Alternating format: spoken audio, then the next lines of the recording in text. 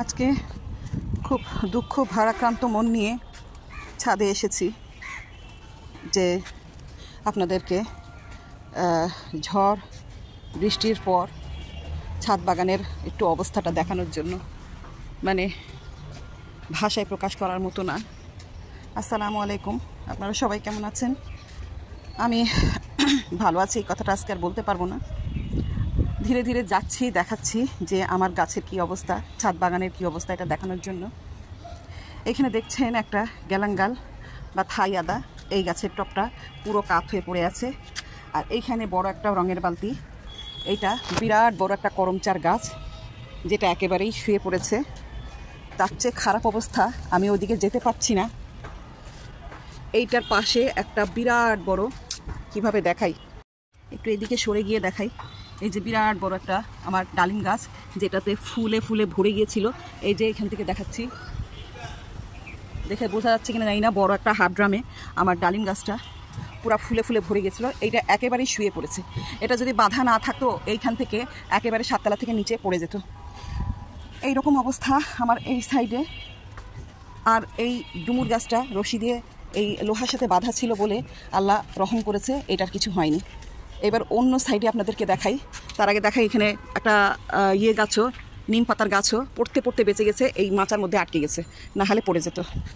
আর এইখানে হচ্ছে যে শাকগুলা দিয়ে রেখেছি, এই যে মশারি দিয়ে ঢেকে রেখেছি, একেবারে নষ্ট হয়ে গেছে। কিছু কিছু আছে আর কিছু একেবারে নষ্ট হয়ে গেছে।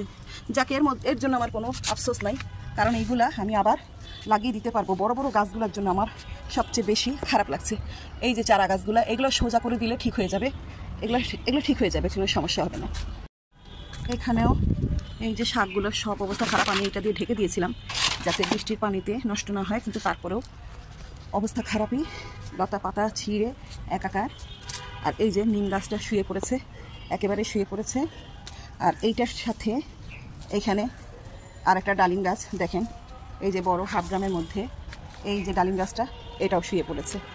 এই যে বেঁধে রেখে দিয়েছিলাম, তারপরেও শুয়ে পড়েছে, এত বড়। আর এখানে একটা আমড়া গাছও শুয়ে পড়েছে। এত বড় ঝড় বৃষ্টি হয়েছে, এটাকে বেঁধে রেখে দিলে কি আর কিছু হয়? তো এই অবস্থা একেবারে ছাদ বাগানের আকারে। আমি কয়েকদিন আগে দেখিয়েছি, আপনারা দেখেছেন যে আমার গাছগুলোকে, বাগানগুলোকে পরিষ্কার করে সুন্দর করে সাজিয়ে গুছিয়ে ফেলেছিলাম।